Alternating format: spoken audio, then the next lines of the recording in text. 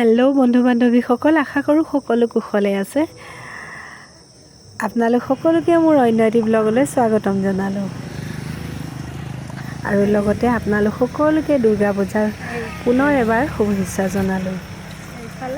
আৰু এয়া হ'ল বঙালগাঁৱৰ পূজা 9 তাৰিখৰ ভিডিঅ'টো। মোৰ নাতিনীয়ে খুব আমনি কৰি আছিল, পূজা দেখাব নিব লাগে, সেয়েহে যদিও আৰম্ভ হোৱা নাই, গধূলি নি তাইক অকণমান দেখাই আনিলোঁ, মা দুৰ্গাৰ ওচৰত সেৱা কৰাই আনিলোঁগৈ। এইফালে চাই দিয়া, খুব ভাল পাইছে তাই। পূজা বুলি ক'লে সৰু ল'ৰা ছোৱালীয়ে এনেও বহুত ভাল পায়। এয়া মা দুৰ্গাৰ ওচৰত সেৱা কৰাই আনিলোঁ। তাৰপাছত পূজা চাবলৈ যোৱাকালি লৈ গ'ল, অৱশ্যে মাক দেউতাকৰ লগত গ'ল আৰু মই যোৱাই নাই।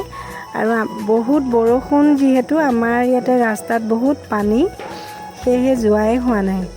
আৰু থাম্বনেইলটোত নিশ্চয় দেখিছে মই সান্দহগুড়ি আৰু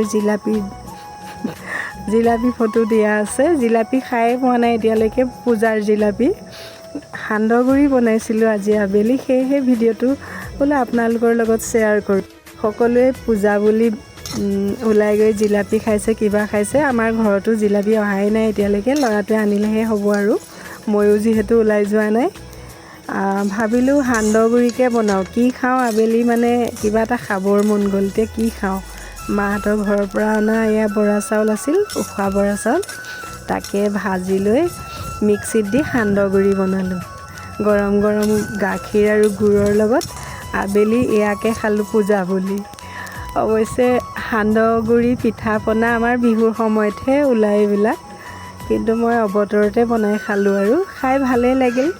আৰু ভিডিঅ'টো শ্বেয়াৰ কৰিলোঁ। যিসকলে সান্দহগুড়ি খাই ভাল পায় নিশ্চয় ভাল পাব।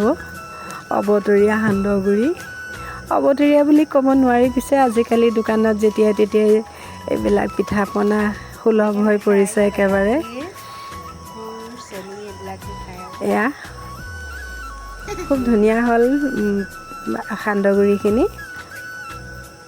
নাতিনীয়ে আগতে দেখা নাই সান্দহগুড়ি কেনেকৈ বনাই, সুধি আছে তাই, আইতা মা কেনেকৈ খাবা, কি লগত খাবা। এয়া গাখীৰ গৰম কৰি ল'লোঁ।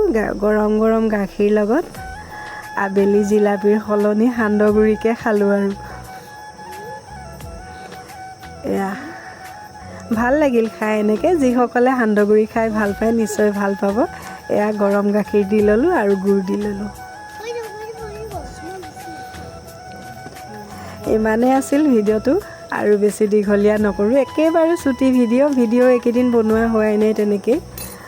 আৰু নিশ্চয় আপোনালোকে মোৰ সান্দহগুড়িৰ ভিডিঅ'টো চাই ভাল পালে। শেষত আপোনালোক সকলোকে পুনৰ এবাৰ দুৰ্গা পূজাৰ শুভেচ্ছা জনালোঁ। আৰু সকলোকে বহুত বহুত ধন্যবাদ জনালোঁ মোৰ লগত সম্পূৰ্ণ ভিডিঅ'টো চোৱাৰ বাবে।